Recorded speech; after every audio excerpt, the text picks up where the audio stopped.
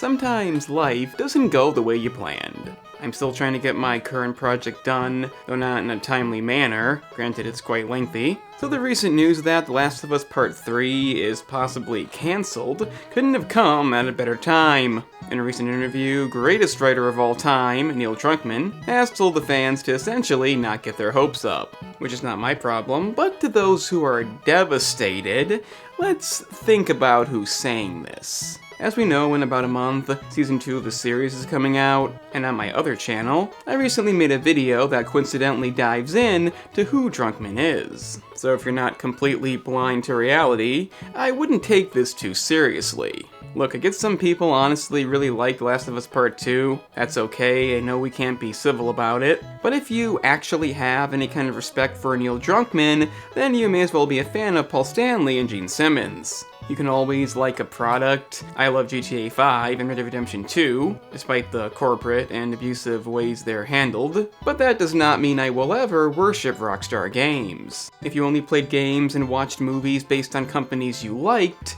you wouldn't be watching or playing that much. If you like and respect Druckmann, then you live in a fantasy. I talked about accusations, things he actually said and posted. Said you'd only play as one person in the game. That was a lie. And then there's stuff that even the most ignorant fan couldn't miss. If you played the game, you'll probably realize the trailers looked different. Game sections that work as flashbacks for Joel and Ellie were shown in the trailer, but they have outfits from the present.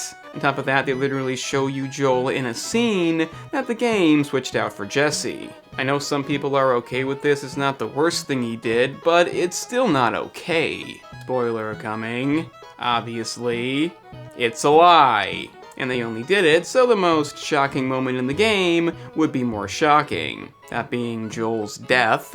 And I guess they succeeded because despite how dead he looked, I thought somehow he'd come back. Back in 2020, I was just too naive, and I didn't think somebody with his name behind the original Last of Us and Uncharted 4 would think it'd be a good idea to lie to the fans. It's truly sad you can display this behavior outright, and even attempt to hide it, and retain any amount of public respect. This brings us back to The Last of Us Part 3 being cancelled, and if we should give it any kind of attention.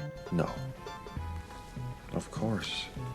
No. There's two ways you can look at this. Druckmann being full of shit is not one of them, that's the obvious part, but the outcome isn't as clear. A lot of people think The Last of Us, due to its popularity, can be cancelled, and Druckmann just wants attention. It makes more than enough sense, and that was my initial thought. But even the lowest of life forms, posing as a competent writer, still has to consider money.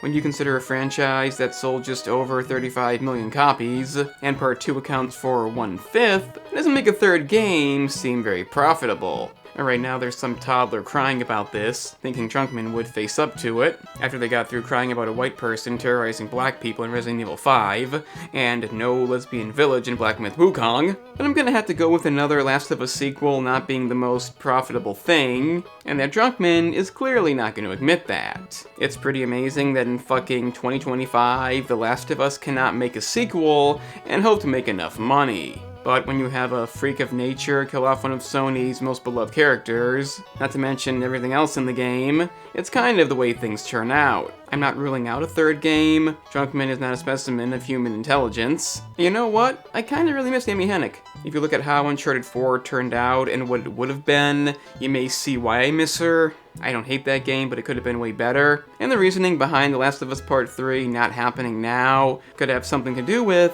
Neil Druckmann directing the AAA Intergalactic. Preposterous. Of course, he could use some professionalism, admit to his mistakes, and promise a third game that would actually respect the fans again. Or make sure Season 2 of the series is a carbon copy of the nightmare that was the game, make Intergalactic into a woke nightmare, and then surprise the fans with the third game as a continuation of the biggest sandwich narrative. Anyway, this video is not about the second game, it's about this stupid bullshit. It's about blatant, in-your-face lies, complete disrespect for the fans, and if you're somebody who could be so into this product, love something so much you could support that, I don't know what to say. Last of Us 3 probably will eventually happen, and if it doesn't, who really gives a shit? So like the video down below if you agree, and if you really agree, subscribing is down there too. and check out the main channel for similar content on movies and TV series. I'm the Game Analyst, and don't forget,